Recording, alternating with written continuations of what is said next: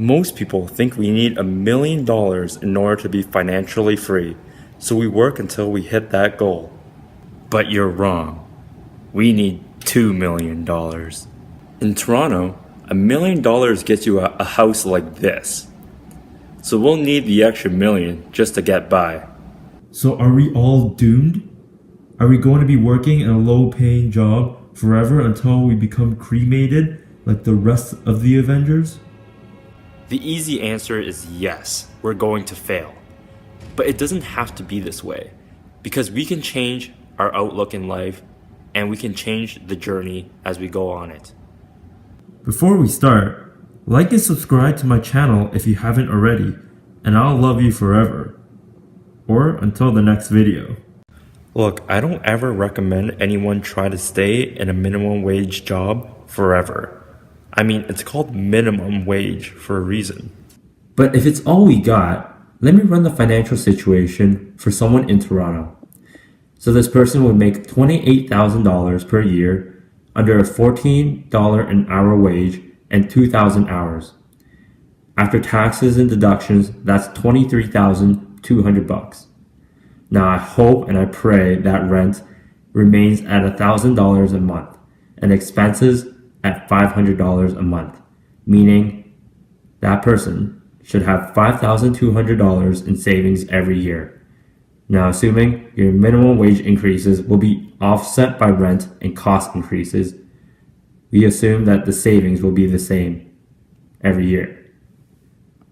If you stash $1,000 in your bank account and invest the remaining $4,200 every year in a TFSA or Roth IRA at 6% per year for the next 25 years, you should have around $25,000 in your bank account and $230,500 in investments for a grand total of $255,500.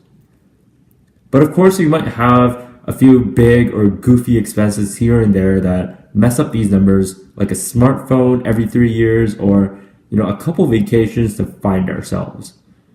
So let's just say the grand total is really $200,000. Now, according to Investopedia, there are 8 places that you can retire with $200,000 in retirement benefits. So these places are Ecuador, Nicaragua, Thailand, Belize, Panama, Costa Rica, Malaysia, and Spain. The cost of living is almost on average 50% cheaper, and rent is like at the $500 mark per month.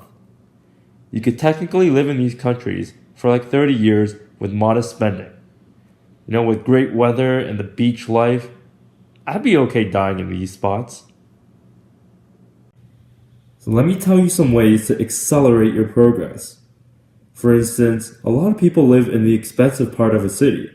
Perhaps living in a further part outside of it, or a slightly worse neighborhood for cheaper rent would be worth it. I mean, if you could save $300 a month by moving, you'd save $3,600 in a whole year. Now, if you intend on using this minimum wage job as a full-time career, why not just do it in a cheaper place or a cheaper city? I mean, you could be leaving your friends and family behind, but you're getting paid the same amount anyways.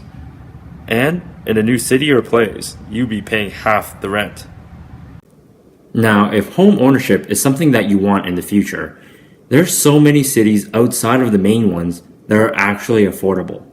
I'm talking about anything from $100,000 to $300,000.